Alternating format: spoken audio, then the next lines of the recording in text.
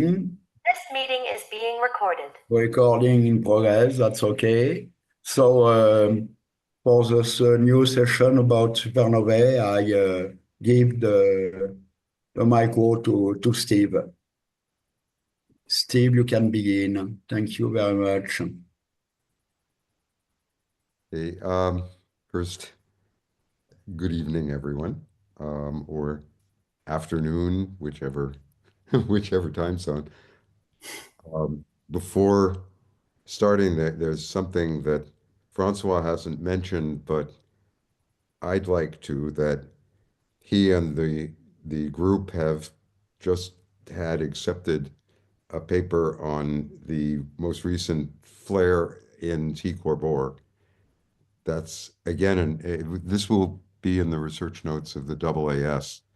So it's something a little bit more serious than the ATELs, and it's a new entry for this group. So something that I hope will be encouraging for all of you, that you can actually publish serious science in serious journals where people will actually read them and maybe even remember them instead of just throw them away the way that you would a postcard. It's a very nice piece of work. So, Francois, congratulations on that. Thank you. Um, Last time, I was talking a bit about what happens when you have massive enough stars that the atmospheres are actually unstable because of radiation pressure. That's actually what an LBV is, okay? But I thought that it might be useful, given the circumstance of the way the recording went, to just cover a little bit from the beginning of that, because it actually also sets up what happens in a supernova, at least one type of supernova. And that's going to be one of the recurrent themes tonight, that when you talk about novae, you have actually a unified phenomenon. The same thing with cataclysmic variables. It really doesn't matter whether the object in the center is a neutron star or a white dwarf. The accretion onto a compact object induces a nuclear reaction, which produces an explosion, and that's it. It's a binary. We understand at least the feeding of the material from a companion, whatever the companion is, and it's a recurrent phenomenon. So you have a chance of recovering the system and understanding something of it. The term supernova was introduced at the beginning of the 20th century, when it was realized that there were sources systematically brighter than novae. It had no other meaning. The origin of these was completely unknown at the beginning. It was simply that when you when you do a survey of objects that we now know are external galaxies, so I won't put this in the mysterious context. When you look at M31, the Andromeda Galaxy, which is the classic location for these, much more so than the Magellanic Clouds, because there are and were a lot more observers in the northern than the southern hemisphere. The observations of Andromeda showed that there are objects that are transients that reach typically a characteristic maximum magnitude of something like -10, -11, last for a relatively short time and then just fall back below a certain level. There are two other classes of transients in the Magellanic Clouds, in M33 and in M31. One of those is what were originally called the Hubble Sandage variables, because they kind of looked like either Hubble or Sandage. These were difficult to find because the variations weren't like novae. They didn't occur on timescales of days or weeks. They occurred over years, and so it required a substantial photographic archive reaching below the level of classical novae. And these, when identified, were listed as variable objects, stars, clearly stars, whose spectra were at the time unknown in the 50s and 60s, but that varied on a time scale of about a year, maybe a bit more, and showed amplitudes that could be 4 or 5 magnitudes. They never went completely into obscurity, and certainly in the LMC, at minimum light, they didn't. In the LMC, they were called Aras variables, and it was only in the late 1970s and early 80s that it was recognized that these were actually the same as objects that in the galaxy were called P Cygni stars. And so the term luminous blue variable comes from the fact that in general, when these things are in quiescence, they show the spectra of O or B or A supergiants. And when in outburst, or when they're near their maximum, which is unpredictable in these cases, but long term, they show the spectra of late type giants. They don't make it all the way into the red giant branch. And so let me just flip the screen for a moment, because this is something that didn't get onto the recording. So one of the things that didn't get on was what will be a theme also for today, the live fast, die young, and leave a good-looking corpse. That's really a very appropriate description of what happens in the LBVs, but also in massive stars in general. That another one of the things we'll be talking about today that I hope will be also important for linking everything we've done so far is that what you're looking at in a supernova event is the death throes of a massive star, but that the way that that expresses itself depends on the environment and so the history of the star before it got to the stage of the final collapse or the final explosion. So the link between these two is that the study of the LBVs, stars as bizarre as Eta Carina or as comparatively normal as AG Carina, or some of the LMC stars, is setting up what is important to understand the phenomenology on long term that distinguishes supernovae. So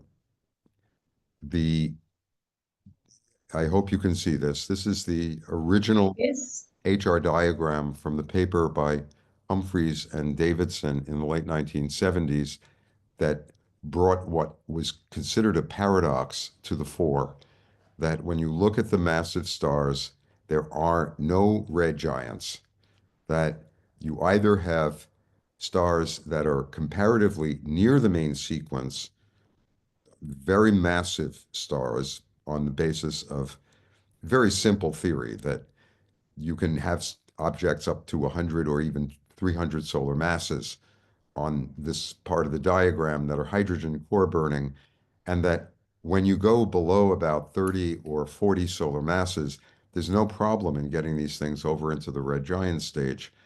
But when you look at the LBVs, what happens is their resonance in this excluded portion of the diagram is only temporary, that they spend virtually their entire lives near the main sequence at temperatures above 10,000 degrees, but that there are these episodes where they change their character. They go across the diagram, stay in this region only for a brief time and go back. So it's not really an excluded region in the sense that phenomenologically you never see a star in that region. R71, R81, R127, they all have names because of the catalog in the LMC that happens to have been the first mention. So Aras Radcliffe, Hen Eyes would be the Hen Eyes list. Aras is the only one that has a name going back to the 19th century. They do wind up in this part of the diagram, but they only stay there for a very short time, even on a human time scale. So the next picture is getting some idea of just how much energy and how much mass loss is occurring in these things, that the luminous blue variables sit in a portion of the diagram that's not explosive. The optical winds are never more than a couple of thousand kilometers per second, so they look like extreme stellar winds, like Wolf-Rayet stars. But the mass loss rates are tremendous, that during one of these episodes, an O star suddenly disappears and becomes deeply embedded in an environment that is so optically thick that it actually winds up looking like a photosphere, except it's a photosphere that's not stationary. And when you get to the most massive stars, that is when you're near the 100 solar mass range, you have a remarkable condition that the surface of the star that you think is a photosphere is actually just the optically thick portion of the wind. So you actually get a velocity that's not zero. This is also known from the Wolf-Rayet stars, that when you have a sufficient mass loss, this is something we haven't talked about to date because all of the discussion has been concentrating on what happens in explosive events and in transients. But in the Wolf-Rayet stars, even more so than the LBVs, than the P Cygni type objects, you have extremely strong winds with not just the lines, but also the continuum being optically thick. So when you look at the velocity of what you think is the surface of the star, it's not at rest. It may be shifted by 100 kilometers per second or more. You're actually just seeing the base of the wind, and the rest of that, that is everything that you call a P Cygni line, is formed above that. So the argument is that when you have a very high luminosity, and this is something we've already discussed, but I should recap it, the radiation, the flux of energy in the radiation field is so high that even with a moderate opacity in the envelope and outer layers of the star, you can accelerate it. And if you can get it to go supersonic, ain't nothing going to stop it. It's going to keep expanding to well above, because it's continually driven by this radiation. It can go well above the escape velocity. And consequently, when we look at the Wolf-Rayet stars, what we see in the optical is nothing compared to what we see in the UV. Velocities of thousands of kilometers per second is quite normal for the Wolf-Rayets. That's going to be important in our subsequent discussion, but the LBVs and the Wolf-Rayets are, at least from theorists' point of view, connected to each other, leaving aside all of the other stages of mass loss. When you have the strong winds that are associated with these hot, massive stars, one of the things that's going to inevitably happen is the star is going to strip. And one of the reasons it's argued that the Wolf-Rayets look the way they do is because they're literally stripping their outer envelopes. That you're familiar with this from, I hope, from the discussion a while back when we were talking about planetary nebulae, that the central stars of planetary nebulae look like Wolf-Rayet stars. They're typically WC, which means they have strong carbon instead of strong nitrogen. But the thing that's important is they're extremely hot, compact objects that have a deficiency of hydrogen in their envelopes because they've blown off the hydrogen envelope and exposed some of the processed and mixed material in their interior. This is going to be very important for our discussion of supernovae.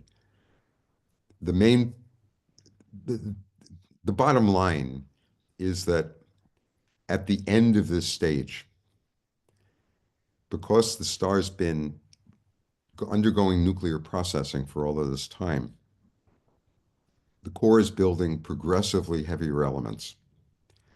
And each of those stages, as you know, requires more energy, so it's more temperature sensitive, and each stage of nuclear burning, going from consuming hydrogen to consuming helium to carbon and then to heavier elements, eventually ends up with an intermediate mass metal region around iron in which the next nuclear process cannot release energy. This is just one of those, I don't know how, quite otherwise how to put it. It's one of those quirks of nature that when you're building, well, it's like building a community. When you've got as few people, they can actually get along with each other. Uh, as you put more people in, there's a little bit more agitation, but they're still bound together potentially. But there comes a point where there are just so many that adding one more creates a real pain in the ass. And the result is the system breaks apart because it can't support this many members. Uh, I mean that partly as a joke, but not entirely. One of the most important things about stellar physics, perhaps the thing that's most important for our own lives, is that there's a limit to the binding energy of nuclei. And it happens that that limit is around the iron peak. It's actually nickel 56, but the thing that's important is it's iron and nickel. It's this set of heavy elements. You can build the CNO, the you can build the noble gases, you can build the alkalines, but you can't go beyond the intermediate metals and still release energy. The only way you can get beyond that is by some process that involves neutrons or some process that's explosive. It can't be done in a stable environment. And that's really the bottom line here. When talking about novae, we don't care about that because that's not the whole star. It's not an explosion of the star itself. It's simply a superficial event that's triggered because you've you've accreted too much material, and a thin layer at the top of a degenerate object begins nuclear processing. And under the right conditions, this goes into an explosion. You blow off the outer layers, and that's the end of it. You're still left with a remnant. In supernovae, and I'll distinguish two types here, theoretically. One of them is called core collapse, which means it's intrinsic to the star and an inevitable product of the evolution of the star.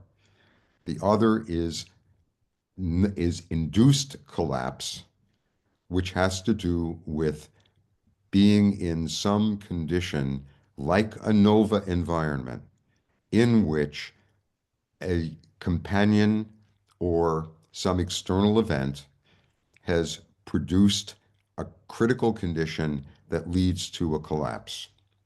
I have to distinguish this.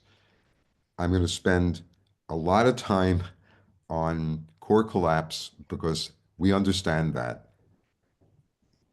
I'll make the First affirmation here. We have a fundamental problem in talking about supernovae. The type of supernova, I'll explain in a minute, but they come in basically two varieties. One that is clearly the product of a massive star. And the easiest way of saying that is that you know where they occur. The other is clearly not the product of a massive star, but that's all we can say, that the type that are so important for cosmology, the so-called supernova type 1A events, are still of unknown origin. It's a very annoying thing to have to be honest in our discussions, but I got to be honest. This is one of those cases where an empirical observation and an empirical relation is really all we have. It's a very strong relation between the conditions of the explosion and its maximum brightness. And in other words, its duration, its brightness, its light curve. It's a remarkably homogeneous class of objects, and we don't know what they are. So keep that in mind, because it also affects what you'll see as observers. So one last slide on the LBVs. This is the set of galactic LBVs and also LMC as of a few years ago, showing the way they move on a theoretician's HR diagram. And by that, I mean, this is not a magnitude, this is a luminosity. And this is an effective temperature and not a spectral type or a color. When you talk about effective temperature, let me make this clear. All you're saying is it has a flux distribution that you can describe as if it were from a photosphere. This is a real problem when you have something that's a strong wind because it's so bloody stratified. So this is actually when you have one of these traverses, what you're calling a temperature here is not what you would call a temperature if you looked at the sun or Sirius or any other star that doesn't fundamentally vary in this way. If you have a pulsator, then its photosphere is actually cooling. It's in some pressure balance. And so there's a relation between the radius, the pressure gradient, the gravity. In these, no. All this means is what the spectral distribution looks like at that moment. So one of the things that's been learned, in fact, I think the core observation is that these objects vary at constant luminosity. That implies that they have an energy source that is somehow stationary, stable, even though their envelopes are changing dramatically. In novae, we see the same sort of behavior during the optically fixed stage of the ejection. It's illuminated by something that has nothing to do with the ejecta. And there's a period during which the total luminosity, if you can actually get that, and this is a hard observation because it requires having the UV, the optical, and the infrared essentially simultaneously. Fortunately, these change slowly. For nova, there are very few that have been done truly bolometrically, that is, the whole spectrum. But when you do, you find the behavior is something, well, I don't have the slide. The behavior is such that the UV goes down, the optical goes up.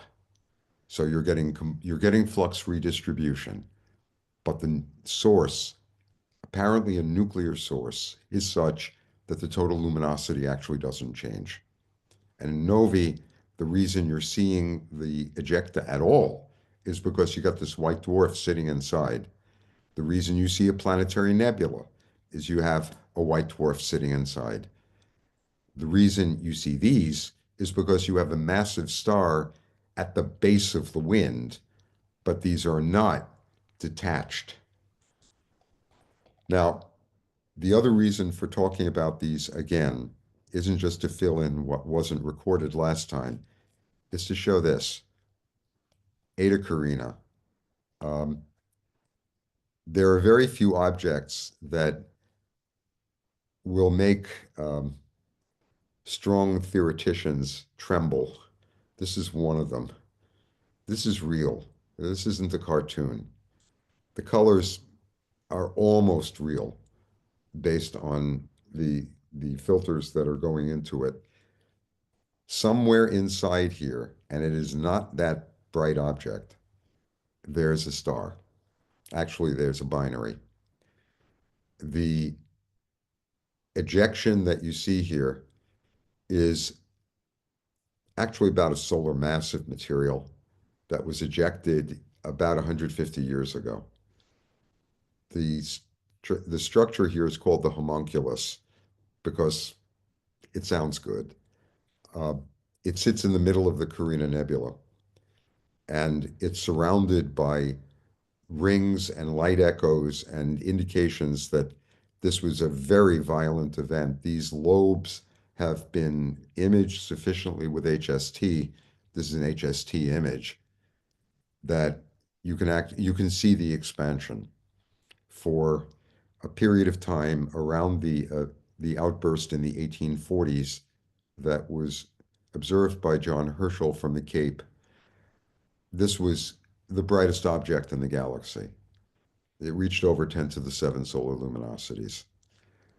Now, it didn't reach that entirely in the optical, and after a period of time when the dust formed, like the merger events that I've talked about, the object disappeared relatively.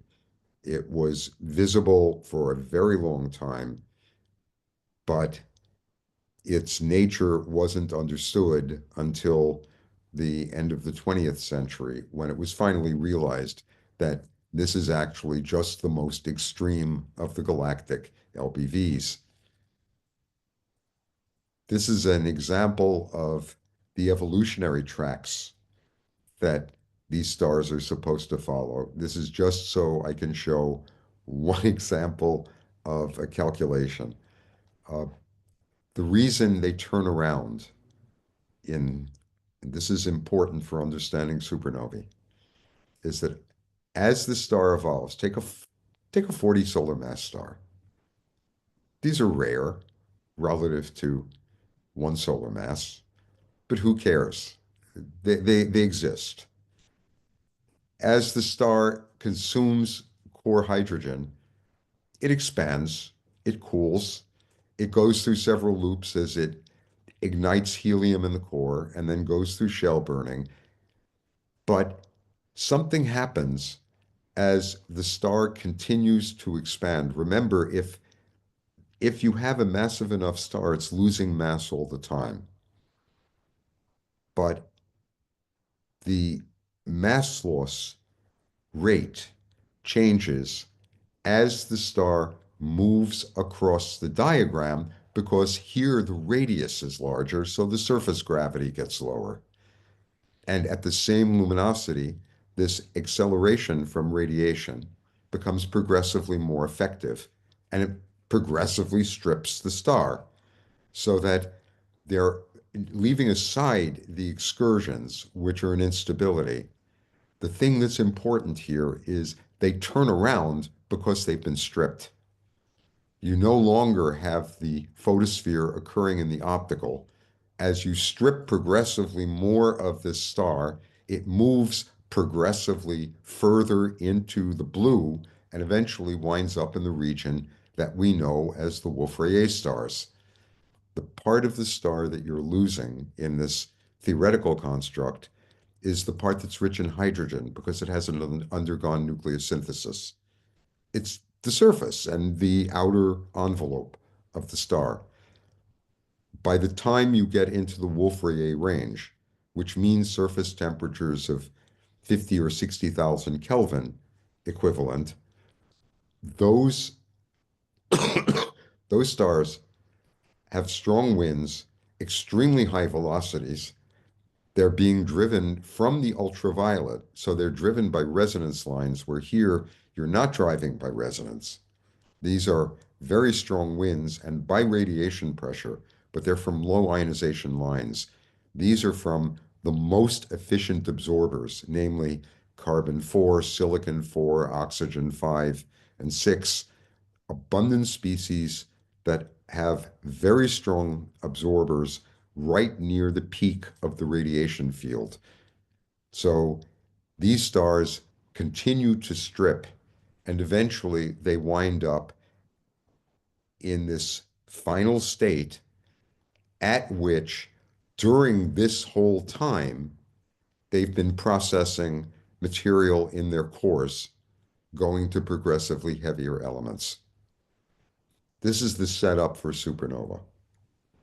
The stars below 25 solar masses aren't going to go into that stage. In fact, you see these go all the way into the red giant and supergiant stage. But these much more massive ones are going to not only turn around, but they're going to leave all of that crap behind. And that's what you're seeing here. This is an ensemble of different LBVs. AG CAR is in our galaxy. R127 is in the LMC. This one called Pistol is in the galactic center. S61 is in the Large Magellanic Cloud. All of these are surrounded by substantial shells of material that were emitted, not ejected. Please understand this. This is a continuous outflow. You're just turning the faucet up and down over time. And that's what you see as this long-term trend. But when all of that has been going on, it's been building up this dense environment around these stars. Now, it may be that these aren't spherical. In fact, in none of these is there an indication that we're looking at spherical shells. But there's a lot of crap out there at the time the star suddenly reaches its critical stage. This is, I think, the best of the images. This is a composite from HST using the ultraviolet and visual from the wide field camera. And what it shows is the composite environment of AG Carina, which also has a substantial amount of dust. You see, this doesn't look like Eta Carina at all, but it actually is like Eta Carina. It's just not as extreme. As far as we know, this one isn't a binary. The argument, in fact, is that Eta Carina might actually have gone through a merger event in the major run-up to the 1848 event. But this material is really quite extensive. And the bar here is based on the best distance we have to this star. And this is about a parsec. Okay? Keep that in mind. So what happens is this, and let me ask, is this so far making sense? Because I'm going rather quickly here, but I hope it's comprehensible. Steve, I've got a question. Thank you. Go ahead. When we follow this 40 solar mass or larger star across to the right on that diagram that you showed us, Yeah. and we make all this time we're losing mass. Yep. Through this very strong, relatively high velocity wind. Yep. we turn around, we're making heavier elements in the core. Well, you've been doing that all along. Okay. Oh, now this is something, thanks. This is something that I should have mentioned. One of the remarkable things about massive stars in their interiors is the nature of the core versus the rest of the star. Now, this one, please bear with me. In a star like the sun, the reaction that powers the sun is very, very, very inefficient. It's the combination of four protons to produce helium. This is a very slow process because the first step involves a change of a proton to a neutron, but never mind. The first step is just a very slow, inefficient step. As a result, it doesn't have much of a temperature dependence. So the nuclear processing in the solar core has a gradient. It's concentrated to the center, but then it kind of sort of piddles out as you go a little bit farther away. And there's a substantial part, like a tenth of the mass of the sun, that eventually gets converted to helium, but there's no sharp boundary between the part that's been processed and the part that's completely helium. It's a continuous range. Okay, so far? Yes. In the stars above about two solar masses, the dividing line is really sharp. Instead of proton-proton, the principal reaction is from carbon being transformed by absorbing a proton. So you get carbon plus hydrogen going to nitrogen, which eventually winds up either in oxygen or in carbon plus helium. This is really important because two protons see each other as one each one having one unit of charge, while a proton sees a carbon nucleus having 6 units of charge, which means it requires higher energy and specific conditions of very high energy to smash the proton into the carbon nucleus. Consequently, it has a high temperature dependence, and the nuclear processing is exceedingly concentrated in the core of the star. It's practically a point source instead of what you have in proton-proton that's much more gradual. That means you have a huge temperature gradient and the core turns convective. So what happens is instead of seeing a gradient in helium, you have a boundary. The whole core is being converted. That's fundamental because you have in the massive stars something that you could say is two different stars in the same body.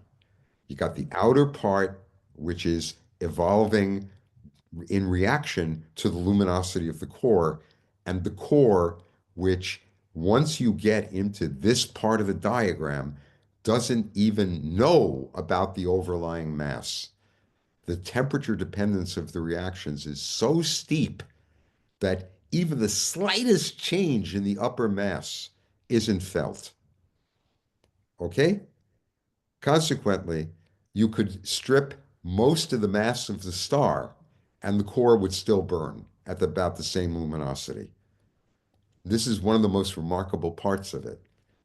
So you continue the processing because as the core builds up, the the loss of energy every time you go to a new nuclear reaction and the increase in the mass of the products causes the core to contract, which raises the density and raises the temperature and raises the reaction rates.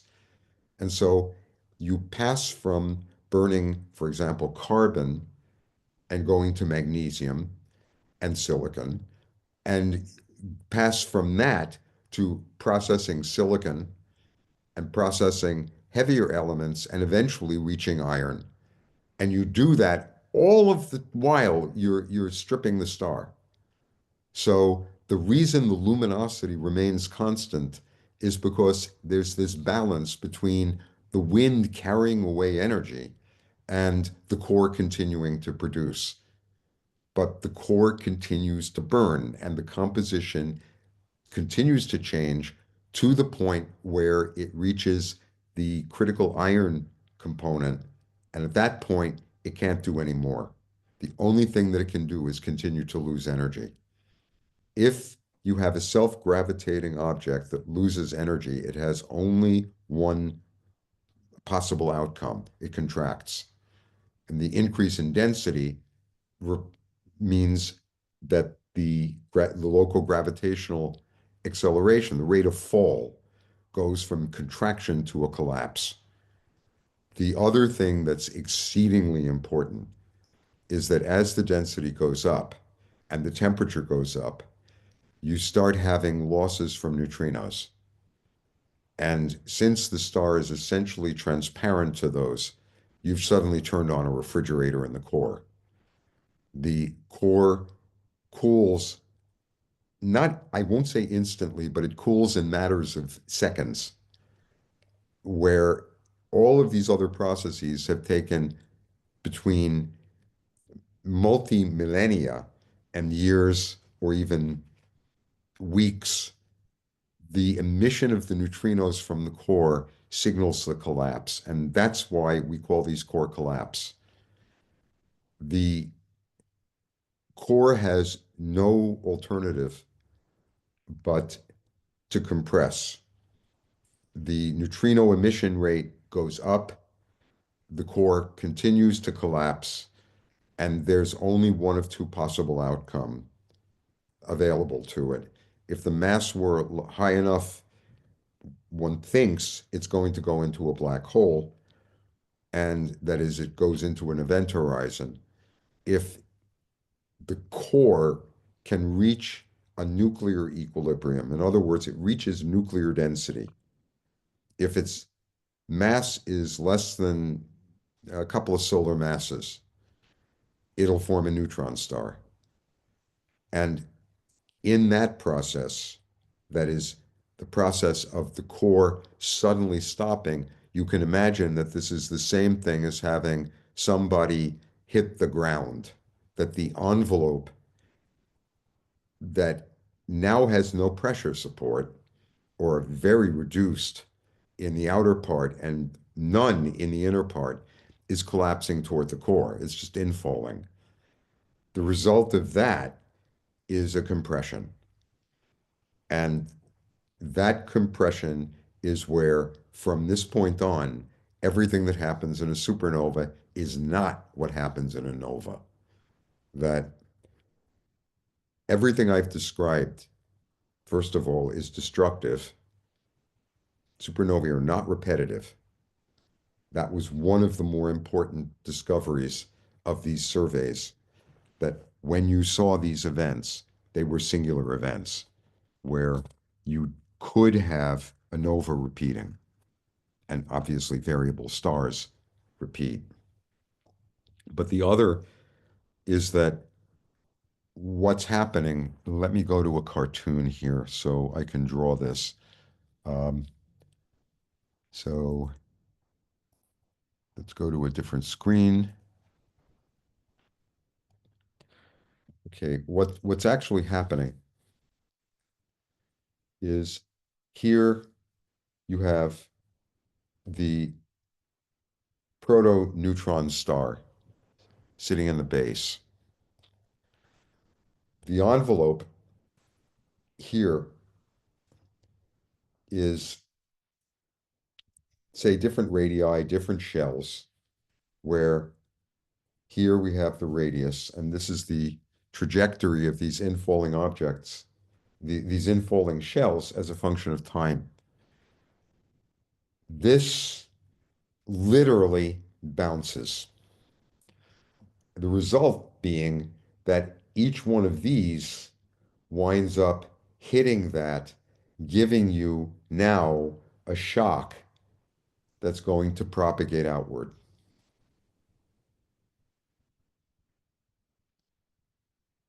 So if you were to look at the interior, what you would see is something that's expanding outward, compressing the material behind it, and bouncing from a gravitational field that's a couple of solar masses at a radius of about 10 kilometers. So you're effectively releasing the binding energy of the star. The details of the acceleration of the shock aren't aren't really to discuss now. But what is important is that when you have a shock, remember when we were talking about systems like T-Core and Aras, where the nova explosion occurs inside the wind of a companion. So you have a shock that's actually in front of the material. In normal novae, in everything we've talked about before that, in ejecta, they're going out into vacuum. They're not hitting anything.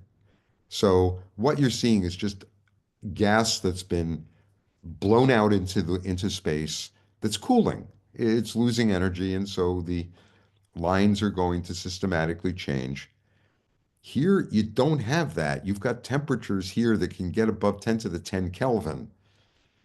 At that point, everything that is going through this shock isn't just being heated. The densities are so high that this can actually undergo nuclear reactions. So what you can get here is the transition to a detonation wave. Now, just to give you the example, when you have here, typical anarchist material. So right here you have dynamite. You put a flame on this, and the flame burns down the wick, which is actually a deflagration. That is, the flame is propagating because it's consuming a source, and that's releasing energy that's powering the flame. But there's a point where this wick becomes hot enough because of the flame that comes in contact here with a combustible material that, if the reaction rate is fast enough, builds up a very high temperature and a very high pressure and produces a shock wave in the front that's now burning. That propagates through the TNT, behind which it triggers more chemical reactions. The same thing is happening in a supernova, that as the supernova propagates, as the shock propagates into the envelope that's now infalling, and it's powered from the neutron star by neutrinos, the amount of compression actually produces nuclear reactions behind the shock. And those reactions produce radionuclides that were not otherwise produced by the star. And that turns out to be the key piece of understanding of how the dynamics connect with the observations that we see later. Okay, so this concept of a detonation is singularly important. The two things that happen besides the detonation is the production of a very high neutron background because of the very high energy protons. You have protons knocking neutrons out of the nuclei that are serving as seeds. And those can then be processed into heavier elements, very heavy elements like uranium, plutonium, californium, all of the very short-lived and not found in nature, uh, transactinates, for example. But the other thing that it does is produce proton, that is charged particle reactions. And so the composition of the material back here is very, very dramatically altered relative to what the star originally had. Okay? This forward shock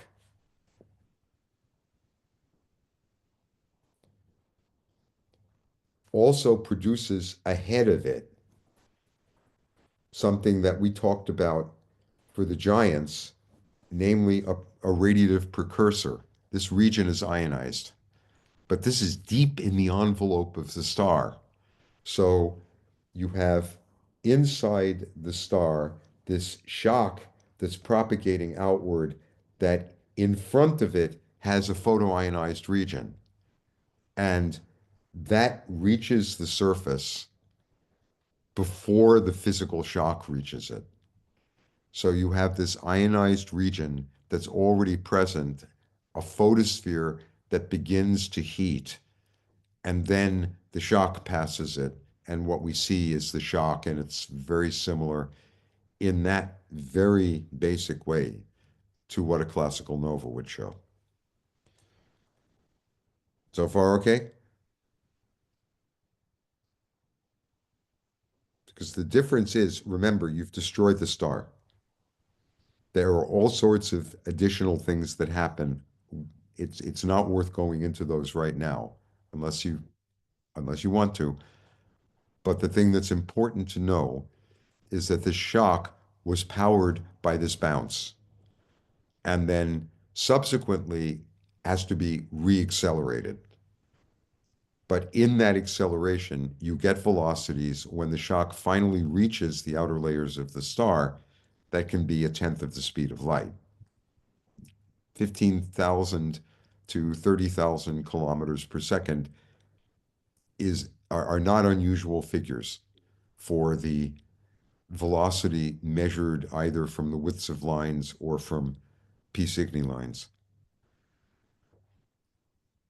The next step is the part that differs so dramatically from a nova that I really have to explain this carefully. This nucleosynthesis produces not only ordinary stable nuclei, it also produces vast quantities, meaning hundredths of a solar mass of cobalt and nickel and iron isotopes. Because iron serves as the seed for neutron capture and also the seed for proton capture. Since it doesn't have to supply energy exothermically, it doesn't have to give off energy to continue the reactions. The increase in the density and temperature from the shock are enough to cause reactions on the iron that, if this were in the star, would never happen. So what you wind up having is, in this burned region, the passage from iron to nickel to cobalt. In at least one case, the cobalt lines could be measured and their decay could be measured. And an important thing about supernovae is what I'm about to show you, that we go to here,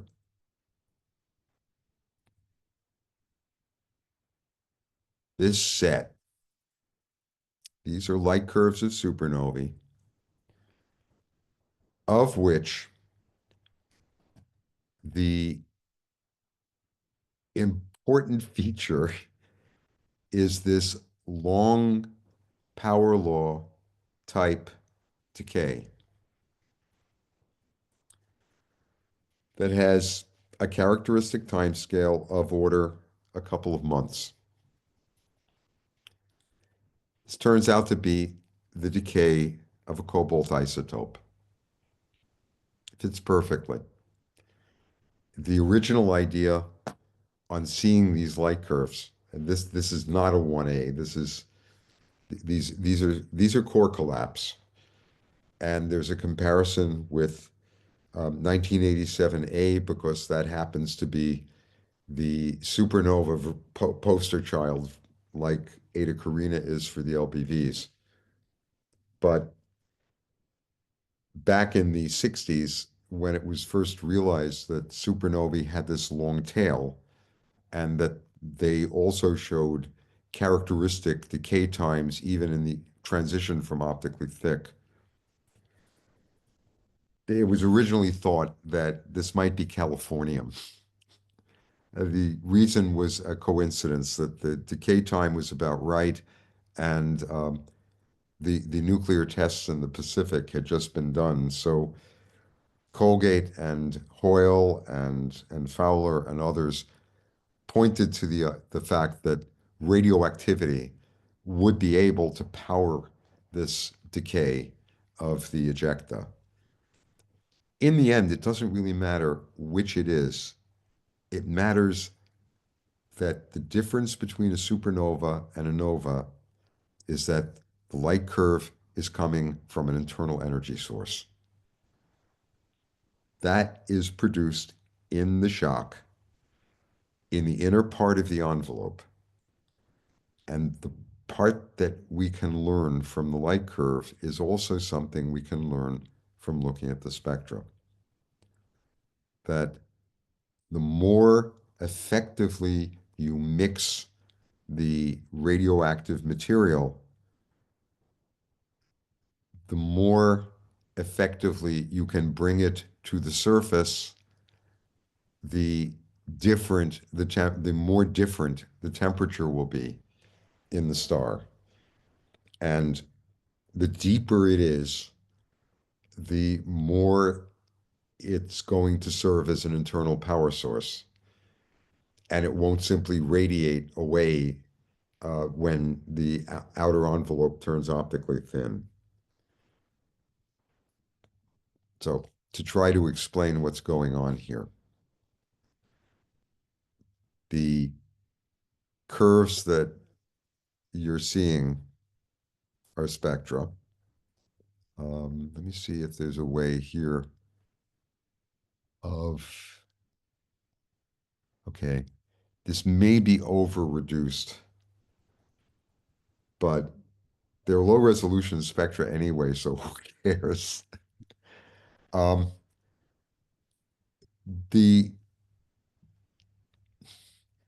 well, wait a minute.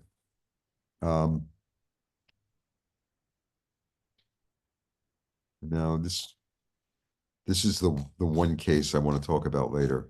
Let's go back to this set of light curves. The original classification of supernovae was based entirely on their light variations. That there are those that are long tail and those that have plateaus, and the main one was type 1s, which show essentially this kind of decay. That is, they have very, very well-defined peaks. They go through a decline phase and then go into this long tail power law. What dominated the field until the mid-1960s was just that. This is everything that we knew about supernovae, pretty much, until the late 60s and early 70s, when people could take spectra of these things. What they found was that not just the light curves, but the spectra also break into distinct classes, one of which clearly shows Balmer lines, and the other of which doesn't. That's it. The ones that show hydrogen were associated with the light curves that were called type 1. These very simple light curves that, if you look in the optical, have a decline phase and then this power law tail. So that indicated that there was some basic difference between these. And as an example, this is what a 1A looks like. These are early spectra in the outburst. And when you identify the individual lines, which I hope you can see is a real, it's almost science fiction in some cases. The lines that you see are from nickel and cobalt and iron and silicon and sulfur. It's not from Balmer. You don't see the hydrogen lines. But the type 2s, you do. And there's the example that the curves that are more complicated and that are always associated with regions of star formation or galaxies in which star formation is occurring, that is the indication that these are massive stars. All of those show hydrogen, except for the ones that don't. So among the type 2s, all of them show the Balmer lines. But there's another group, the type 1b and 1c, that show weak Balmer emission and very strong helium. And this is the connection with the LBVs. That in the type 2s, that is the ones that come from massive stars, the explosion is occurring in a star that hasn't yet stripped. Well, the argument is, remember I said you can strip the envelope and the core will keep processing. So the star is signing up for its own death, even though it's reducing its mass continually. When a Wolf-Rayet reaches this critical stage, and the Wolf-Rayets, the massive Wolf-Rayets, are nuclear burning sources. They're not simply cooling white dwarfs. When they explode, they're not going to show hydrogen, but they may be surrounded by material from the previous stage. So the original shock, the emergent ejecta, won't show hydrogen, but there's circumstellar material that may show up. And it may show up later because it's so far away. Okay, take AG car, and remember I said that was a parsec. So to put this in perspective, if you've got a velocity of 1,000 kilometers per second, it's going to take you 1,000 years to cross that shell. Okay? At the speed of light, on the other hand, it's going to be about, a couple of years. So you might see the emission lines in those systems showing up later, because by that point, the light pulse will have reached them. It's not an echo, it's just a separated ionization front. But overall, the thing I want you to notice is just how messy these spectra are. That in the simple case where the velocities are relatively low, you can identify individual lines. The silicon 2, for example, the 634770 doublet, is characteristic of these, not because the silicon abundance is so dramatically high, but for the same reason it is in novae. You see, as the ejecta are expanding, they're being powered from the inside by this radioactive decay. It just occurred to me, there's a good way of describing this. You're sitting on the Earth. The core of the Earth is hot. It has nothing to do with compression because it's a semi-liquid state. So in principle, it's pretty damn close to incompressible. But, excuse me, the the core is optically thick, and it has radioactive material, as does the rest of the planet. But the heating in the core, because of the density and the concentration of these heavy elements, produces a very high gradient. And that means that there's a geothermal source that has nothing to do with a temperature or a thermal process. It's strictly radioactive decay. That's what we're seeing here. The shock, the breakout of the shock is really very fast. Everything else that you're seeing in the evolution of the ejecta, once the ejecta are in free expansion, that is, once the shock breaks through the surface, the physical shock, and you have an expanding photosphere, at that point, it's exactly like having a red giant in fast forward, and exactly like having an LBV, that the source for the visible radiation is the radioactive material that's been mixed into the envelope. Okay? This is what's different from a nova. The rate of decline depends on how this source decays. Where in a nova, it depends on how rapidly the ejecta are expanding and turning optically thin.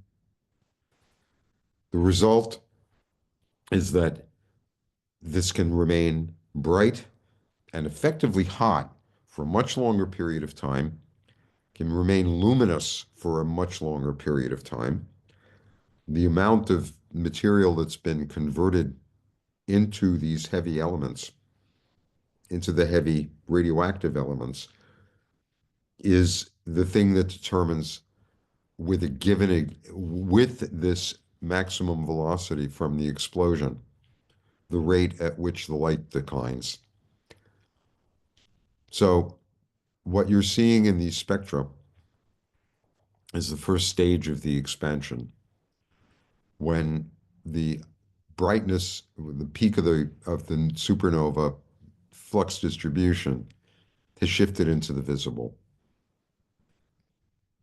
These are never bolometrically constant. So if you're looking in the UV, these have gone through a dramatic recombination wave. They get brighter in the optical, but the luminosity is determined by this radioactive decay. So it's not constant, it's decreasing over time. But it depends how it's been mixed into the ejecta. So far, okay? Yes. You see that there are some, thanks. You see that there are some differences here. This is a later stage of a type 2. This is an earlier stage. But essentially, the spectra are comparatively simple. At really, well, this is a good example of just how bad it can get. This is one of those compilations of the fast spectra that people kind of get. It's from, this one is from a talk by Wheeler. But just showing what the difference is between the 1C and the 1B and the typical kind of data you're dealing with. A supernova, I guess the best way of saying it is that these are at least objects for which you don't feel guilty for doing low resolution observations, because high resolution really isn't going to tell you much, except when you have an environment. And that's the thing that I wanted to also mention related to the LBVs, that when the shock breaks out, when you've got the photosphere expanding and you have this very bright source, whatever is in front of it or let's say between you and that source, will absorb or scatter. And the consequence is that in some of the type 2Bs and 1B, you actually see absorption lines from an environment. At this point, it's something still a hot topic of research, because when you have these very low resolution spectra that are typical of the observations, you're not going to see the lines from the circumstellar material, because those are going to be narrow. It's like looking at the interstellar medium. So it's only relatively recently that high enough resolution has been used, and for long enough times, that you can actually get this additional material absorbing. So again, the evidence is that the supernova has gone through this processing, that the original event is the emergence of the shock and the expansion of the photosphere, that as the photosphere is expanding, it is cooling, it is going through this decay phase, but even with that, it is expanding and it is cooling, no matter what the internal source is doing. And so eventually, in time, everything that the ejecta would do in a nova will get repeated in some way in a supernova. So if you understand what we were talking about at the beginning of our discussions, if you think about what it means to have the recombination wave, when you get the temperatures low enough that the metals recombine, that would explain why in different wavelength regions, supernova light curves look different. They don't all look like this simple decay that's in one wavelength region. But if you've got a recombination event, that blocks out the higher energy and you see the lower energy. If you've got an internal source that keeps radiating, then you're going to see different sort of delayed decays in different wavelength regions. Okay? That's the unresolved event. That's when you're treating this exactly like a nova. The next stage is what I'm showing here. Maybe this will help. Most of the work that's being done these days, Francois was lamenting this rather well while we were waiting to start, is centered on simply the identification of what kind of object, what kind of supernova you're looking at from transients. There really isn't very much follow-up. The way this works, so you can see that there's a list here. The TNS is the transient name server, which is a great place to go to find out not only what a historical transient might have looked like, because the spectra are there, but also the light curves. It's a very useful resource. But the others, the ZTF is the Zwicky Transit Factory at Caltech. What happens is one of the many all-sky searches announces that a supernova has occurred. Actually, it's the announcement of a transient, usually at the beginning. And then somebody will run to the telescope or push a button and an automated telescope will run to the spot, take a spectrum, and then the fun begins. And you'll see this in the ATELs. So this is to give you the background. The observed spectrum, you can see, is not something you would be proud of. This is like the raw deal. So the only thing it really has is maybe flux calibration maybe not, but it's wavelength calibration. So this gets put, first it's going to be rectified in some way. Second, it's going to be cleaned up. Then the fact that these are all extragalactic, remember that the last galactic supernova occurred in the 17th century. Sorry, the last one we saw. So Cas A. So the extragalactic are going to be taken through a slit that may be a couple of arc seconds in size.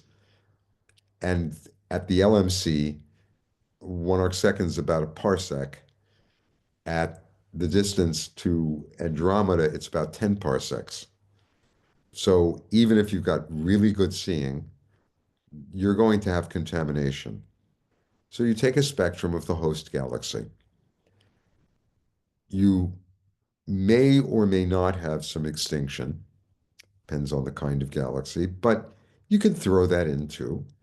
And then because of the site, you may have some skylines from oxygen, from hydrogen, from water vapor, and so on. You put all of that together and you add noise and you synthesize a spectrum based on an archive of classified objects. And that's what comes out in the ATEL or in any of the transient announcements. When you see, for example, in the ATEL, the list coming from Lick Observatory that contains the identification of the transients, this is how it's done. This is called SNID, Supernova ID. It was written by Stefan Blondin now 15 years ago. And the essential idea is to do what we would now call machine learning classification of these supernova spectra. Unfortunately, this is about the level at which things stop. And at that point, once you've got a classification, most supernovae cease to be of interest to anybody. You've got to understand that these are typically faint. Just because they're rare events in a galaxy, if they're coming from massive stars, they are intrinsically rare events in the galaxy and confined to regions that have gone through recent star formation. So if you've got an old galaxy, one or a globular cluster type galaxy, or a dwarf irregular, you're not going to see type 2s. You're not going to see core collapse because all the massive stars are already gone. But if you do see one, that becomes statistically important. And that's the only reason these are being done. The vast bulk of the work that's done on supernovae is merely their discovery and then doing population counts. Why that's important, rather than just banal, is that these are single events. To underline a point that I should have made when we talked about novae, all novae recur. No supernovae do. So knowing what the so-called rate of novae, classical novae in a galaxy might be, doesn't tell you very much because it may recur next week, next year, next millennium, but it will recur because it's just a non-destructive garbage pile that happens to go critical. In a supernova event, regardless of the type, it is destructive. So knowing what the frequency of supernovae is in different galaxies is fundamentally important because that's where the heavy elements are being formed. So if you've got the rate, that's directly connected with the production of heavy elements. Okay? That's why, in the end, for most of these, no one cares. All they want to know is which type is it, because that's going to tell them what the yields are. Now, the taxonomy. I think this is actually a pretty good diagram. This is from the Padova group from a few years ago. It's the 2007 taxonomy, but it's more recently updated. Leaving aside pair instability, because that's a little bit of a technicality. It has to do with when you get energy densities high enough that you start forming positron-electron pairs instead of that lead to neutrino emission, and also the loss of support for the envelopes. So it's a kind of core collapse. But the principal types are core collapse and thermonuclear. This is where I'll go back to the type 1As. It's very specific. In the most general sense, and I mean this loosely, but not to the point of exaggeration, one of the important cosmological discoveries was that the type 1A supernova seems to have a characteristic luminosity. The type 2s and type 1B and 1C do not. That is, they seem to come from a range of masses and from a range of initial conditions. The type 1As that are so successful as tools for distance determination, because they have a characteristic maximum luminosity, that they were able to serve as proxy to determine the cosmological constant. This is what the Nobel Prize for the cosmological constant was awarded for. That a group looking at the distances implied by type 1A supernovae found that the only cosmology that fit it had a non-negligible cosmological constant. Going back, though, that's just an aside, but some of you may have heard of that. But going back to this, think about what's going on here. When you've got a massive star, everything I was talking about, you could have a 40 or a 50 or a 60 or an 80 solar mass star. No big deal. They're going to have very different luminosities when they collapse. And in fact, they do when we look at massive stars that are producing the type 2s, for example. No two type 2s have the same maximum luminosity. The 1As vary by only percent in their maximum. And since the only way to get a supernova is by collapse, the argument has been around forever that the 1As are produced by the collapse of a single object, a white dwarf.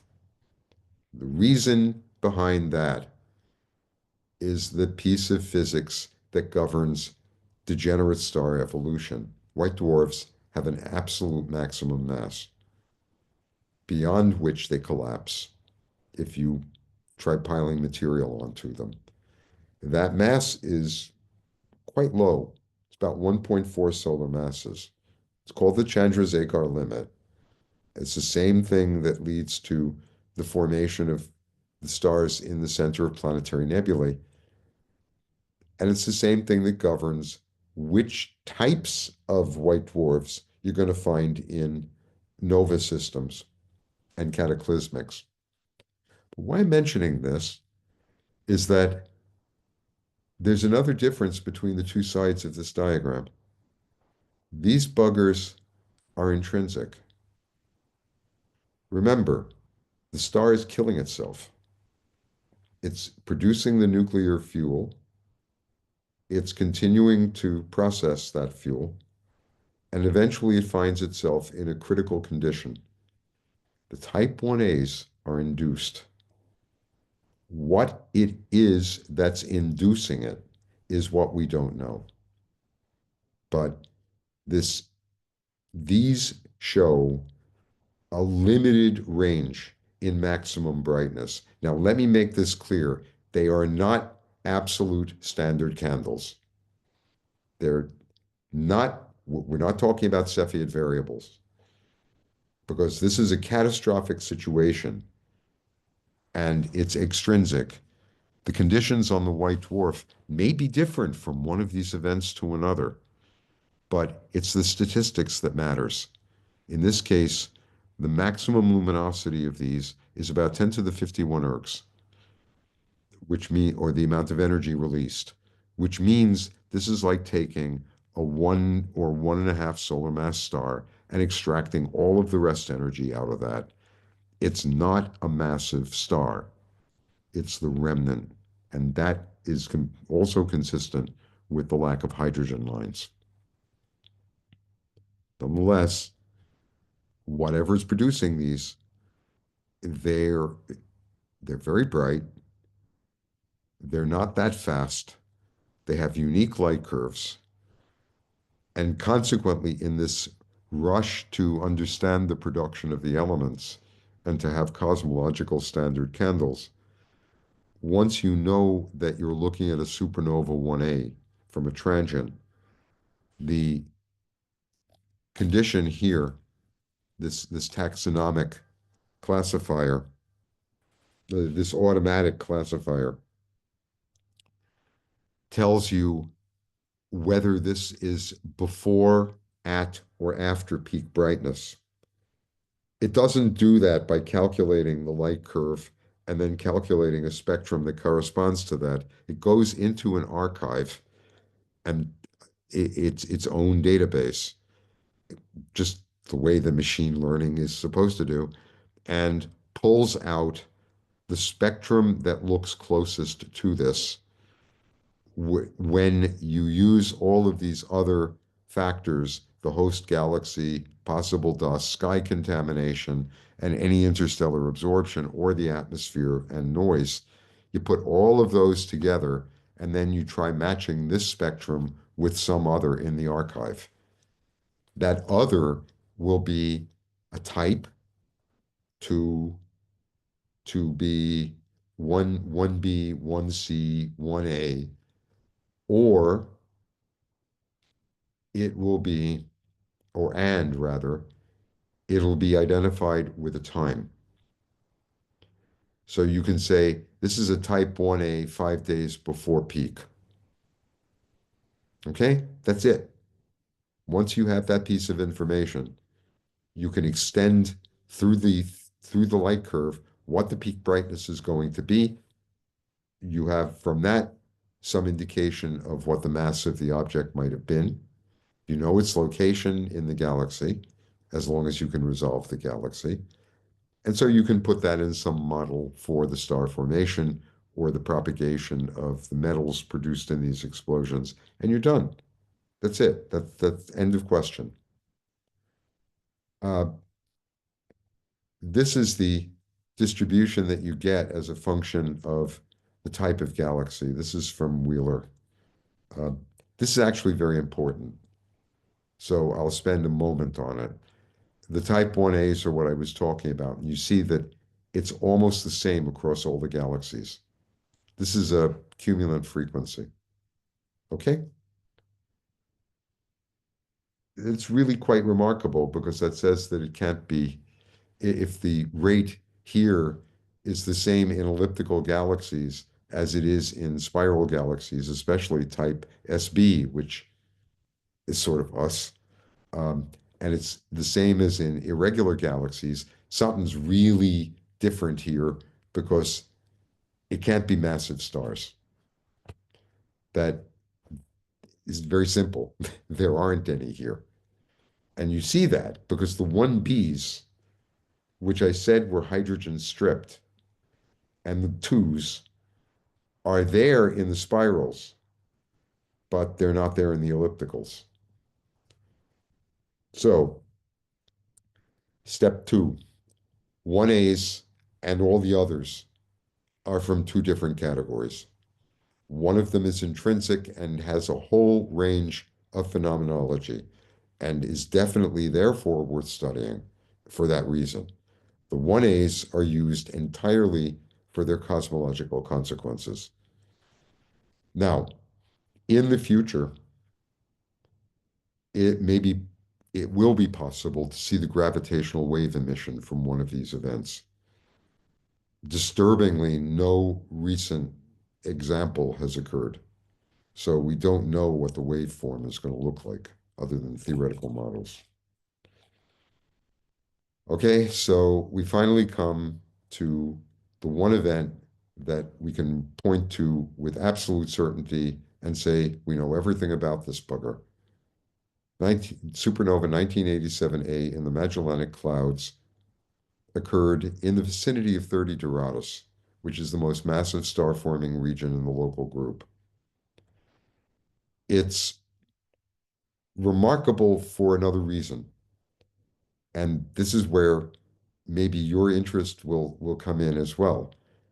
In the 1970s and late 60s, there were surveys of the Magellanic Cloud using objective prism, ways to identify the different classes of stars, in the same way that the HD catalog was formed. And one of those in 1968 was the Ceratololo catalog put together, compiled by Nick Sandulik, who later was at Case Western Reserve and Warner Swayze Observatory.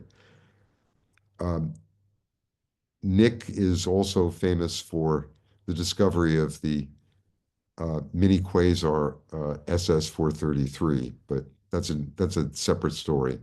The thing that was important was that one of the stars in that catalog, which has the wonderful name of Sandulik minus 69 degrees 202, it was just an O star. It was an OB star. It was classified as an early type star. In the 1970s, Fehrenbach, who was at, I think, Haute-Provence, had identified this star, the spectrum, and actually obtained a spectrum at moderate resolution, not objective prism, finding that it was a B supergiant. It just one in the catalog. In February of 1987, that star disappeared in a supernova that reached naked eye brightness from the Magellanic Clouds. You got to remember the distance modulus to the LMC is 18 magnitudes. So for this thing to reach naked eye brightness, it means its absolute magnitude was like minus 13 or minus 14. That may not sound impressive until you compare it with, say, the Sun or Sirius. A two solar mass main sequence star has an absolute magnitude of about 0. And this was about 10 to the 6th times brighter. Okay? It was, in fact, so bright that several people looked straight at it and it didn't register. But when it finally did register, it was only about 10 hours later. The importance of the event is that in the interim, completely unbeknownst to those who were doing the optical observations, there were neutrino detectors that were trying to study not the neutrinos from a supernova, but the decay of the proton that registered, or just cosmic from the sun, that registered a burst of neutrinos before the supernova was visible. And that's the reason this is so important. This is the only extragalactic supernova that's been registered in all wavelength regions, including neutrinos and other non-photons. So neutrinos and cosmic rays. The observations showed that the star, which was here, this B supergiant, which people didn't expect, and that's the other reason for specializing, for explaining the LBVs. This star had probably been an LBV type object. It was certainly more than 20 solar masses by the time the explosion occurred. And its progenitor mass was certainly much higher than that. What showed up with HST and at ESO was that after a relatively brief time, the supernova was surrounded by a ring, which was luminous in like a planetary nebula, that indicated that the supernova itself was embedded in a background material that it had shed in the run-up to the supernova event. That's why, that's what connects everything we've been doing. The emission lines from that went into the equivalent of an echo, that you had a pulse going out and that this lit up. The actual development, though, also involves the shock. This observation is radio, Chandra is X-ray, and HST is optical. And this is the fading of the central source and the behavior of this ring that surrounds the central object. This is the light curve. It's the longest that any supernova has ever been followed. There is nothing like this. The observations in the UV began about 10 hours after discovery, almost immediately on receiving the word from the Southern Hemisphere. And that meant that optical and X-ray and radio observations were all started, and they've simply continued. What you see in the light curve is, again, the radioactive decay, and then everything else that happens as a result of the different isotopes contributing to different stages of this outburst, and eventually just reaching this long-term tail.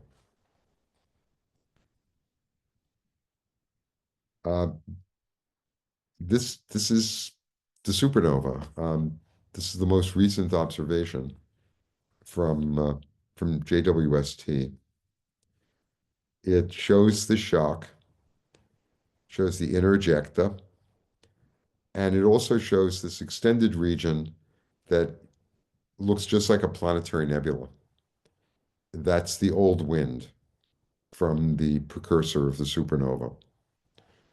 The possibility is that you can see here on the right, that I hope is actually completely visible, is the composite that also includes the central object measured at millimeter wavelengths. There's a possibility that there is a neutron star visible here, but to date, no pulsar and no neutron star has been picked up. The collapse that I was talking about is inevitably going to produce a neutron star if it doesn't produce a black hole, and this didn't. So somewhere lurking inside this thing, there has to be a hot source with a temperature of a couple of megakelvin, at least. This isn't all that long after the event, after all, that's still cooling from the original explosion. The other thing that's really neat about these objects is they're so bloody bright that they produce the equivalent of a burst of radiation echoing, reflecting off the dust between us and the source. This is the most famous of them. The original observation in the early 90s and immediately after the supernova. It's just the scattering of light from the dust between us and the LMC. These expand outward as a function of time because well, to show this, I hope, I'm using the other screen. So here,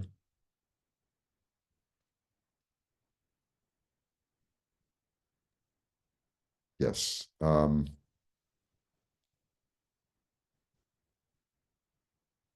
Okay.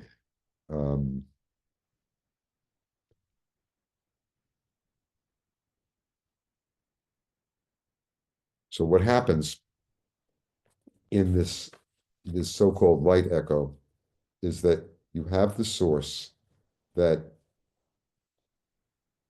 sends out a pulse at one time, and we'll say that the distance that travels is just the speed of light times an interval of time.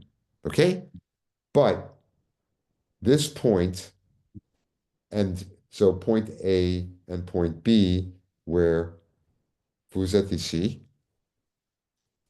are at different distances from you. There's a delay here that is some delta t, I'll call it delta t echo, which means that you'll see here at a later time the same spectrum that you saw from here. Okay? The result is if you have a plane and the light is reflecting at you from that plane, you're going to see a change in the size of the reflected ring. So you're assuming here that the source is reflecting off some background. The theory for which can be done on the back of an envelope and was originally from the 1930s. In fact, the first light echo was suggested for a nova, G.K. Persei, 1901, where it was surrounded almost immediately by ejecta that seemed to be traveling at faster or at the speed of light. And it was suggested that, in fact, this was just scattering from the interstellar medium. So what shows up in this source is, or originally showed up, was the echo from that source. That is, from the supernova. The other famous example is from a merger event. This is the horrendous, almost science fiction looking object, V838 Monocerotis, which was observed over time with HST. Each one of these is a different epoch, but it's not a shell that's expanding. This is the light pulse revealing the structure of the circumstellar gas. Okay? That's what you're seeing here. Now, the reason I'm mentioning this is that if you could take a spectrum of these rings, you would be able to see the spectrum of the supernova perhaps at a time before you had discovered it. And that has actually been accomplished now. The observation I'm showing here is by Krauss, who's at Heidelberg. It's specific to the supernova 1670, or approximately 1670, now called Cassiopeia A, which was one of the earliest radio sources discovered in the galaxy. It was a supernova. The problem being nobody saw it. We know it's a supernova because it looks like a supernova remnant, but we had no way of knowing what the supernova looked like because no one had an E-shell or a LISA spectrograph in the 1670s. Christian hadn't been born yet. So there was only one other way to get it. And until very recently, like the last 10 years, it was impossible to do this. But with modern technology of CCDs and spectrographs and large telescopes, it is possible. This is the spectrum of supernova 16, roughly 70, Cas A, taken 300 years after the event from a light echo. I hope I'm getting across how remarkable this is. I mean, among other things, just look at the signal to noise in this thing. You're looking at a spectrum that is literally a ghost. Never mind the light travel time to the supernova itself. This is what the object looked like in the moments that its photosphere was optically thick, and that you were seeing this in exactly the way you were seeing the spectra that I showed you before. It even compares favorably with a known extragalactic type 2b supernova, and a type 2b is hydrogen poor. So this looks like it was the explosion of a Wolf-Rayet star, and it was a core collapse. It wasn't a type 1a. The other is, I think, equally remarkable. You all know that in 1572, Tycho Brahe, among others, observed a supernova that lasted for an extended period of time and proved to be important in many arguments about the Copernican system and the system of the world. The supernova was naked eye. It was, I think, about, if I remember properly, it was about the brightness of Venus. Again, it left a remnant. The X-rays and the optical and the UV have been covered for decades from this thing, but nobody had any idea what the supernova was, because although Tycho was a damn good observer, the magnitude system had not yet been invented, and the only way we know what the light curve looked like was the description relative to other stars, and that depends on somebody's visual acuity. So for a very long time, there's been an argument about what this really was. And again, here it's possible to see the spectrum in a light echo. This is taken in, this is about 400, more than 400 years after the outburst. Okay?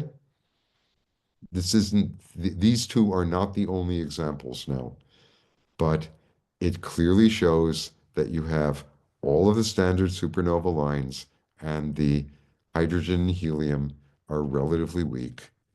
And there it is.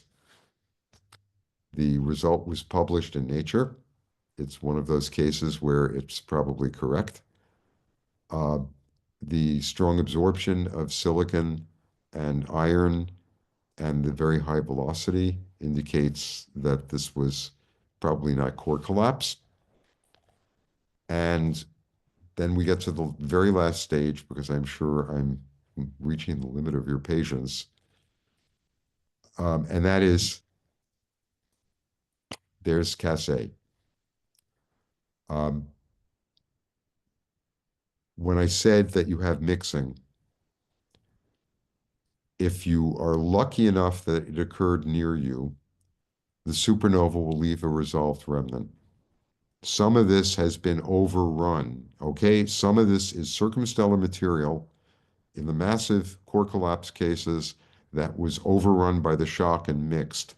But here, you can identify individual elements in the spectrum by taking the spectra in different regions and then because you know the velocity of that region, you can piece together a three-dimensional view of the ejecta. This has been done now for a few supernovae, Cas A, 87A being the two best examples. The other, to make this fast, is M1, the Crab Nebula, which is a completely different type of supernova remnant. First of all, it's young. It's not as young as the others. And Cas A is the youngest that's been studied so far at that detail. But sitting inside of the crab, there's a pulsar. And we know that that's a neutron star. It's a period of 33 milliseconds. Its spin down has been measured, and we know that this was connected with the explosion of the supernova of the year 1054. It was recorded by the Chinese as an anomalous object, and it is likely that it was also recorded in a couple of other indigenous cultures. The part that's important is we know when it occurred. And although there's some historical argument about exactly what time of year it occurred in, what time of the month it occurred in, it's not important. We know it was in 1054. And we also know that it's expanding. Cas A also has been measured in expansion, but because of the nature of the remnant in Cas A, it's not completely filled. It's just a bunch of optical filaments, which are very weak. And it's very difficult to see the expansion unambiguously. It's been measured in radio, but that's all. Here, the expansion showed up in a decade at the beginning of the 20th century. Observations in the 20s and 30s, photographic, just blinking between the two of them, showed that this was expanding, and that the radial velocities that you see plus the expansion indicated that this was connected with the Chinese annals. The blue that you see here has nothing to do with the normal gas emission. That's synchrotron. What's sitting inside here, the pulsar, is pumping out a wind of high energy electrons that are emitting in the magnetic field of the remnant.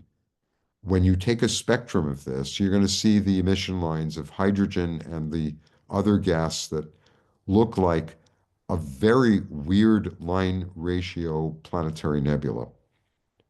But there's hydrogen in these. There are filaments here that are hydrogen.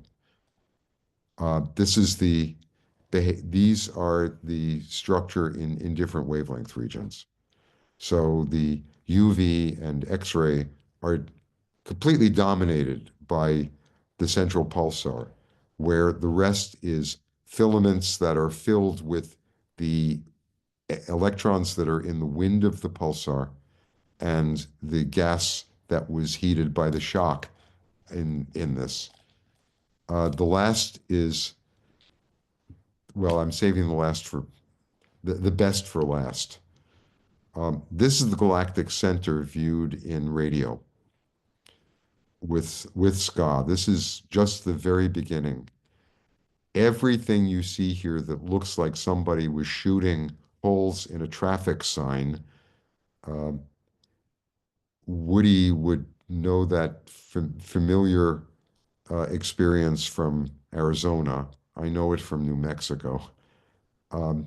Every one of those is a supernova remnant. They're different ages, but those are the shocks. So here you have an indication that in the center of the galaxy, you've had massive star formation, and the product of which is these expanding shocks in the ISM. Well, that part gets a little bit technical, so I'll just do this one. Cas A, what I was talking about before, this is what I wanted to end on. Spectroscopically, you can identify that there's calcium-2 This is the H and K lines, but it's the calcium lines. The sulfur lines are the forbidden sulfur at about 4,000 angstroms, and there are also lines at 6,700. And then silicon, which is the lines at 6347, and then also in X-rays that you can separate the calcium, the iron, the sulfur, and the silicon and the other heavy elements in the X-rays. And that's what you're seeing here. This is the composite, that different parts of the remnant, this is not an excitation effect, this is an abundance effect. Different parts of the remnant have different abundances. And you can see that in the spectra during the stage where you're transiting to optically thin, because different parts of the ejecta turn optically thin at different stages. So different lines change with respect to others systematically based on their abundances. The last thing is this outer portion. This is the X-rays. The hot gas is filling the whole interior. There are also, in this shock, there are also the electrons from the synchrotron emission, so you're getting radio. This is a composite image of many different wavelength regions. The outer portion is what I was calling the forward shock. The fact that it's going at velocities of thousands of kilometers per second into a region which is very, very low density, less than tens per cubic centimeter, doesn't make this fundamentally different than a nova expanding in a red giant wind. It does make it different than a nova ejecta expanding into the interstellar medium. You won't see this in a resolved nova, but you will see it in all supernovae. And this is to add the iron into this. So again, the mixing that you infer from the spectra and from the photometry, in some cases, you can actually confirm a ground truth by having the resolved remnants. Okay, this is the last thing to end on, the Cygnus loop.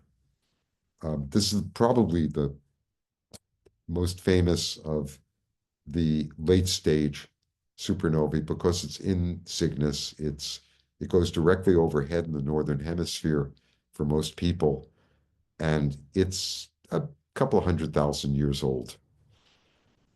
This is what the shock structure actually looks like eventually, that you've got this on scales of about a parsec. The remnant itself is like 10 parsecs across. It's much larger than the crab, but it's filamentary.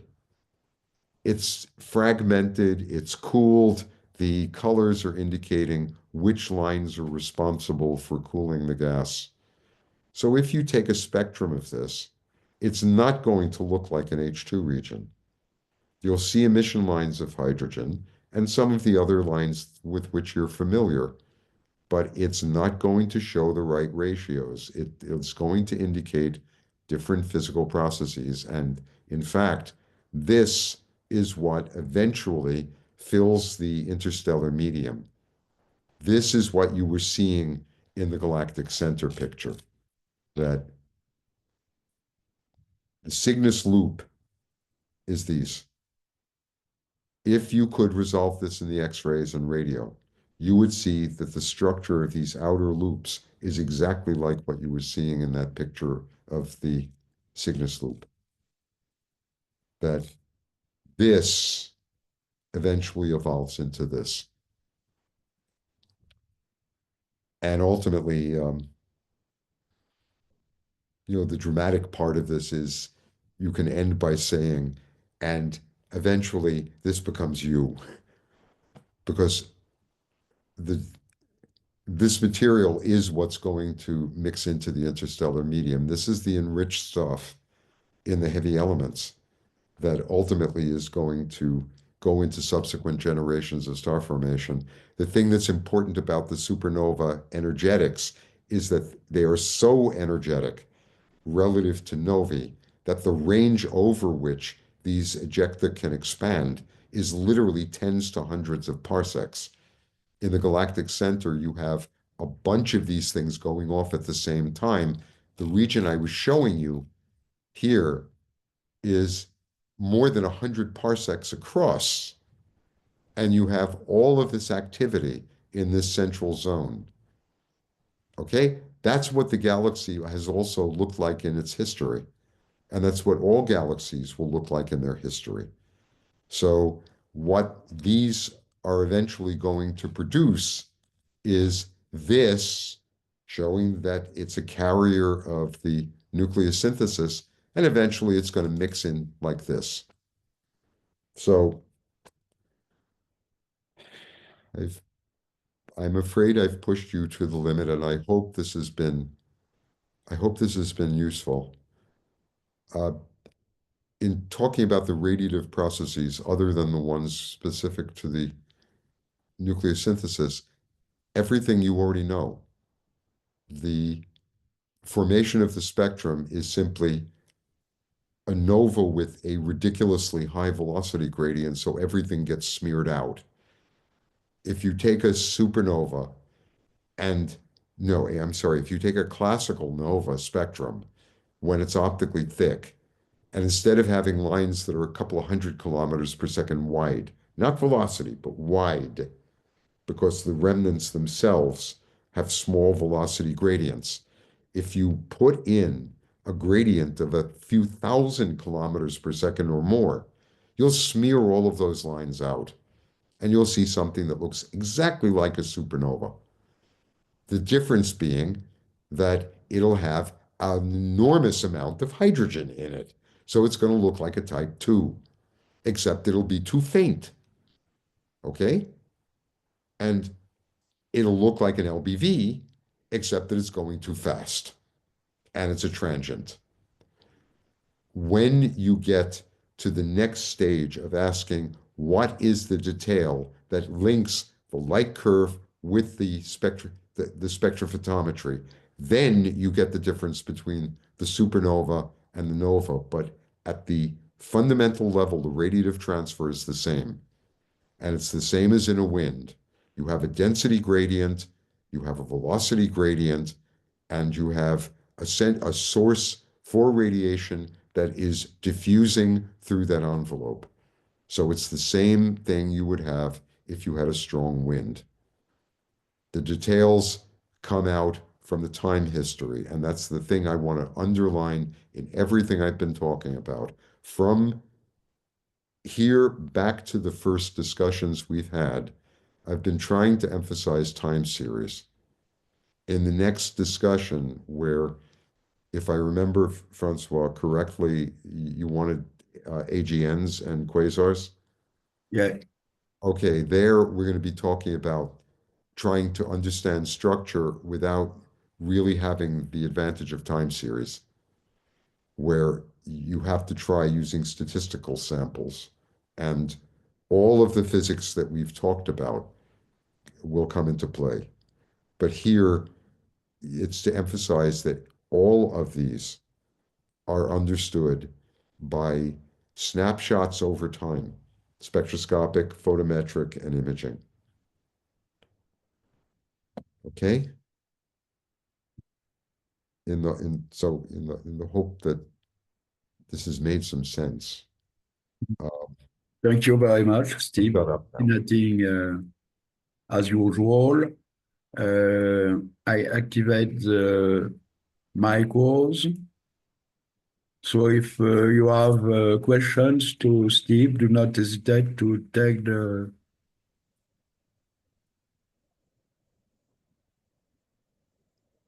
So Actually, like Steve, this one because it's an Steve, optically thick surface. so Steve, there's not been very much evidence, or is there, of the pair instability supernova? There is. There's it's a small subset, and it's largely on the basis of the nucleosynthesis. There really isn't. There's a lot of work that needs to be done to separate the theoretical spectra. They're rare. They're relatively low luminosity, and they would be connected with the class of hydrogen stripped. So it's more that because we know what the explosion mechanism is supposed to produce, you have an identification of these lower luminosity supernovae or higher luminosity supernovae with one or another mechanism. But the smoking gun of the predicted spectrum is still being worked on. Thank you. I mean, to put it differently, you really need the spectrum to know what's going on because the photometry depends too critically on the way the photons diffuse. And it's a continuum process, or at any rate, smearing out all the velocity information. You don't have any in the photometry. But if you don't have the photometry, you can't get the absolute calibrations that are necessary for determining what the actual luminosities are. So the two of them are co-requisites. They're not just mutually supporting. You actually must have both, or you really can't make the identification you were suggesting.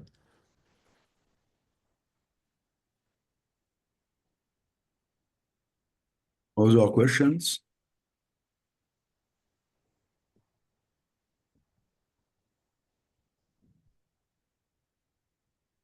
No. Yes, yes, I would like to ask a Sorry. question to Steve. I am Thierry Midaven, and François is well aware of what we are doing in France. You know, we have a Rapace network gathering French amateurs, and we are using filters fitted to the Gaia spectral bands Yes. to record the light curves of alerts. And also last year we started to evaluate small spectrograph with a limited resolution to have as far as possible a deep sensitivity to be able to reach the highest possible magnitude. And so we are wondering what could be the minimum resolution to get spectral energy distribution, which are such just sufficient to perform this classification. To do what? That's a very hard question. Yes, I know. I think Robin Leffler uses the Alpi 200 and his resolution's in R134. So I don't think resolution is a problem as long as you're just identifying it, not doing anything. Steve is showing, you know, the discrete iron Well, it goes lines. a little bit more than that because you have to ask what the ability is to distinguish between different classes of objects. If you, for example, if you have something with a resolution of 100, which is effective spectrophotometry in the sense of Yes. being able to get the broad energy distribution without only having bands and the ambiguity that comes from the overlap of the bands. The only thing you're going to get is energetics. That what I was trying to show is that if you have optically thick material, once you go below a certain resolution, you just smear everything out. So the only thing you're getting is a rough characterization. In fact, in this business, when doing extragalactic objects, some of the resolutions on VLT spectra, mind you, have been taken at like 300, at which point people are fitting black bodies to these things, which is completely meaningless physically. It's just a characterization of a broad distribution. Uh, you can tell gross differences, but if you don't, let me put it this way. If you have high velocity phenomena like supernovae, then you still have to resolve velocities at the 1,000 kilometers per second level. So Okay. that's going to require resolutions of somewhere like 300 to 1,000. If you're going to do novae, you should be doing somewhere between 1,000 and 3,000. And if you're doing in that range, you can also be doing OB stars and fast winds and Wolf-Rayet stars, and obviously extragalactic objects like AGNs, because the lines are broad enough. If you want to do early type stars, then at least you should be able to resolve roughly the absorption lines in the photosphere. And the Balmer lines are going to have widths of order 10 or 20 angstroms. So those are going to be of about 1,000 kilometers per second. So again, if you have a resolution of 1,000, that's fine. If you're doing protostars or embedded stars, which Yeah. aren't exactly Gaia targets of the best kind, uh, you got to be careful because, again, the lines are going to be fairly narrow. So you want to tune the resolution so that you're not going to wash out those lines, that you'll at least be able to see that they're there. And again, that would be something like 1,000 to 3,000. So for almost all purposes, if you can get something in that range, which I think would require a fairly large telescope and observing times, probably of order tens of minutes per sub-exposure. But if you're willing to tolerate that, I think that would be the ideal. The magnitude you could get to, I mean, from my experience with Alpi, in 10 minutes you can get very good signal to noise down to about 15, 16th magnitude in the visual. Okay. Steve, Thank you very much, Steve. It always is the question of what are you trying to distinguish? Well, in fact, you know, the question is, it's a program collaboration, so it's much more a question of a trade-off, how amateurs could support professional, and of course, amateurs are available with a small telescope at once, and to be able to trig, it's worth to mobilize a large telescope with a large spectrograph to go ahead in because the event is peculiar or is relevant. It's worth to spend time with a large telescope to get the full spectrum. Well, you actually, So, okay, so there, my position is yeah. how amateurs could support that, could give enough data to trig. You have to switch on a 4-meter telescope on this event. That's worse. Yeah, That's you difficult. know, well, let me, please let me be polemical for a moment. I have a visceral, a deep gut reaction to the word pro-am. I grew up in thinking that that had to do with golf and tennis. And I really object to this term being applied to science uh, because it gives the so-called professionals, you know, the ones who have jobs, uh, the excuse to say that, like citizen science, these are people who are contributing out of the goodness of their heart and the curiosity of their brain. And so they should feel comfortable for that. In other words, those who are not the professionals are put in a position of service. And I don't ever want to see that happening. The thing that this course it was conceived of when Francois started this was to get people to the point where they start asking their own questions rather than serving other people's needs. That's what the database is about. It gets exploited by those who are trying to mine it, who are mining it successfully for good science. But when you're doing this work, you are not in support, damn it, you're collaborating. Okay. You think of it Uh, that way. So Yeah. you should yeah. be saying to yourselves, if you're going to be doing these observations, why are you doing them? What are you looking for?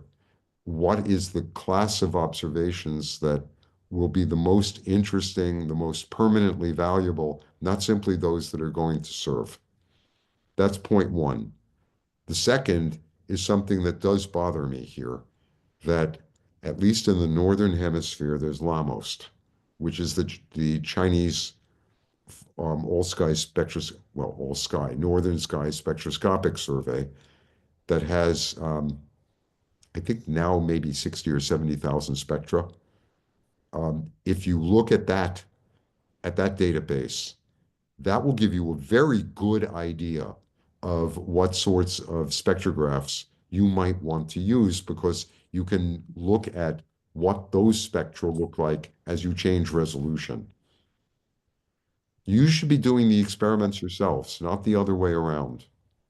It's your, after all, it's going to be your spectrograph. Um,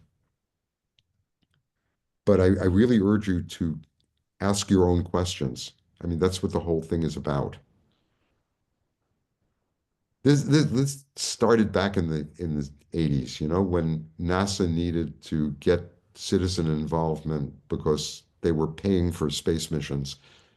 So projects like HST and JWST and the expensive great observatories projects, in order to get support from the amateur community, created this concept of citizen science.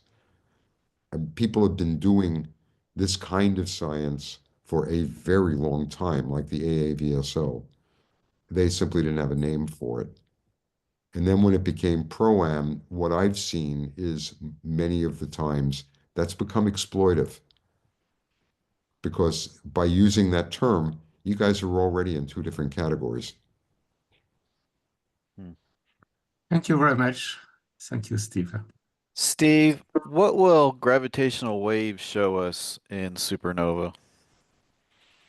It depends when you ask. No, it's mostly that in core collapse, it's going to tell you how the neutron star readjusts itself. Um, in the actual collapse event, there's going to be an emission. And in type 1As, uh, there might be a merger event. What I didn't mention is there's one class of these explosive transients, the kilonova, of which one produced gravitational waves. It's the one that became everybody's target for excellence in 2017, that produced an optical counterpart. It blasted off. It was the merger of two neutron stars. It was a very different kind of event. That's why I didn't talk about it. But that's what's going to produce an extremely strong signature.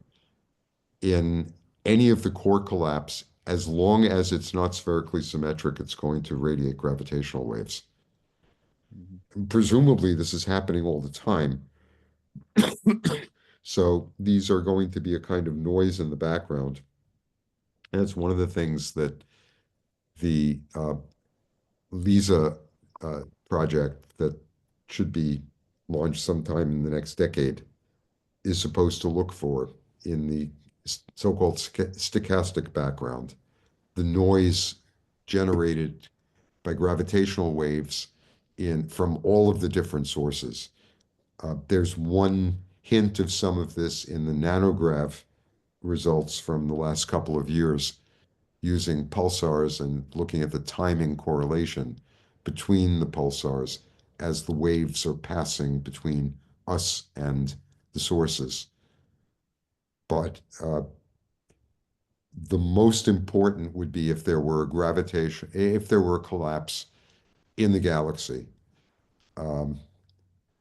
then you should be able to see the formation stage of the neutron star. Thank you.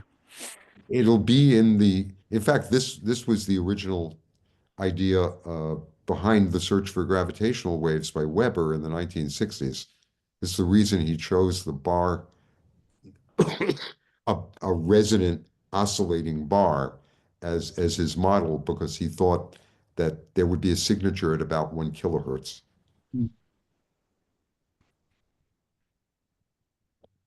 Unfortunately, the problem is it's proportional to several things, one of which is the distortion of the object, and the other is its mass. And supernovae that are going to produce neutron stars are going to produce low mass emitters.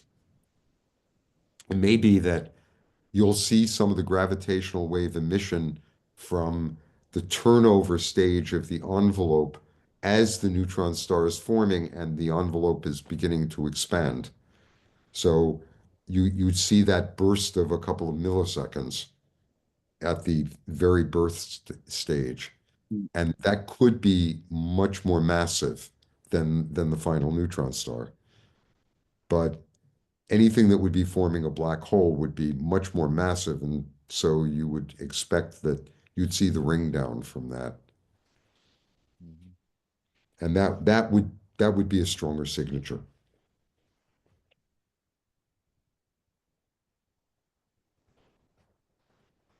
Thank you, Steve. Other questions?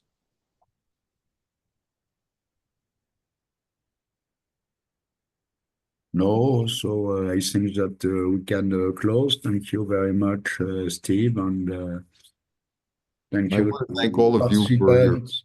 your interest and your patience, and I really hope this is at least explaining things in a way that gets you thinking about them. You know my email address, and I hope see each other next month. See you Yes, in thank you, Steve. It was very clear and very interesting. goodbye, guys. All right, thanks, Steve. Thanks, Francois. Bye-bye.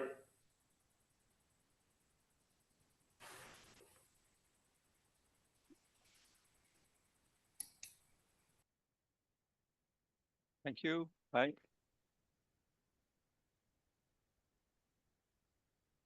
Very interesting. Salut Marc. À bientôt. À bientôt.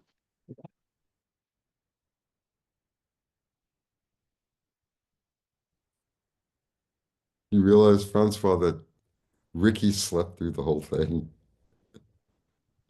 You, you see, he's been taking notes.